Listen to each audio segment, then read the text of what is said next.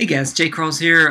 People have been asking me to do kind of a formation setup. What I'm using, it's going to be different for different people because you may not have some of the same units I have. So you're going to have to think about creative substitutes to put in there for that to work for you. So this is a bunch of the units that are available that I've seen people use in boss strikes so far. That have been helpful. Others are helpful. These are just some of the ones that I stuck in there. In some of my illustrations I'm about to show you, I do not use the legendary boar because I'd rather put a legendary mammoth because it just hits a lot larger of the field. But some people are sticking a boar in there and they're good because they also hit planes and it has a chance to freeze and stuff. I just leave it out to put other things in there, but it's been successful for some people. The ETs, to me, are a must because, especially with the mega tanks, you want to be able to freeze them. And then you can use the tank crusher. You can use this new, the new unit that just came out. You can use kind of anything to smash a tank. So it's, I like the ETs. Also, the samurais can almost one-shot kill these guys. Railgun troops, railgun snipers. The field techs have been okay.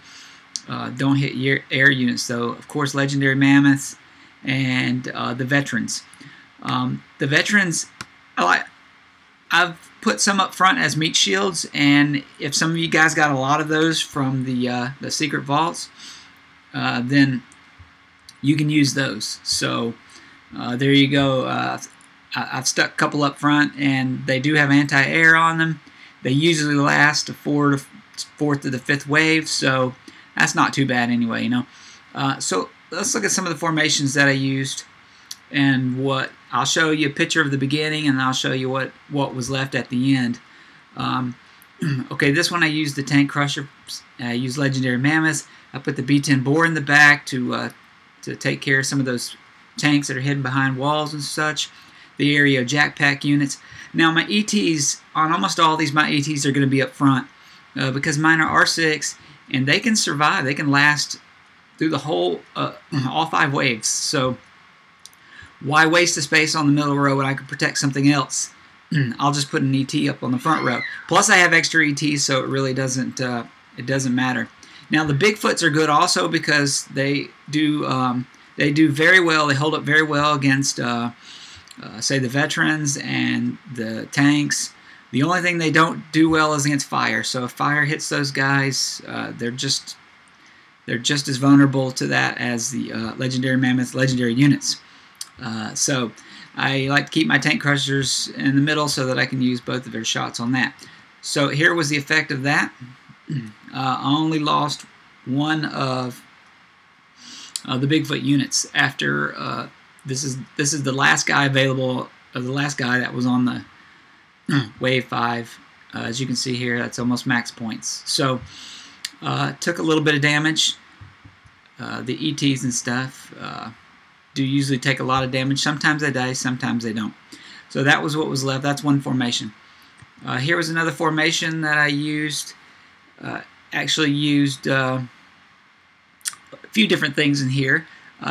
Put in mega tanks on the front row. I still kept my ETs in there. And then I kept the back units the same. Okay, and then also I got the Demolisher unit right here in the center to take out walls and stuff. And let's see how that fared.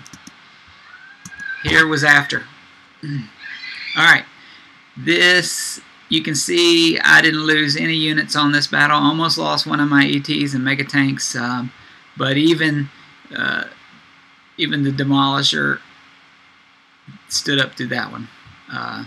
So not too bad for that formation. Alright, let's look at another formation.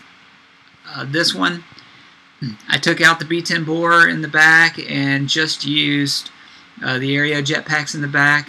I kept in the Demolisher. Now they did upgrade this guy so that now it actually does destroy all the walls. So that's nice that Z2 finally fixed that. In this illustration, I used I put mammoths on the front. If you have a lot of extra legendary mammoths, you might want to put some of those on front just because you get extra shots there, and plus if they have high enough health, they can withstand. Let's see what happened with them. And at the end of that battle, I only lost the elemental trooper. But if you look at the legendary mammoths, they took a lot of heat on that battle. And this one almost died. He only had like 8 health left. So that's one thing you got to remember. If you put them behind the ET, they're more susceptible to fire damage and the poison damage that the other units do and take you out with. So anyway, there's some of the formations that worked during the boss strike. This formation that you see right here is not a working formation. I would not advise you doing this. I'm just showing you units that are available that have been okay during the boss strike. Now, there's several others. Of course, if you got a frag or a range frag, it's good to have. If you don't have a range frag, substitute it up front with either legendary mammoth, one of your tanks, or put another vet up there. They're good at anti-air. If you got a bunch of them, spam those guys.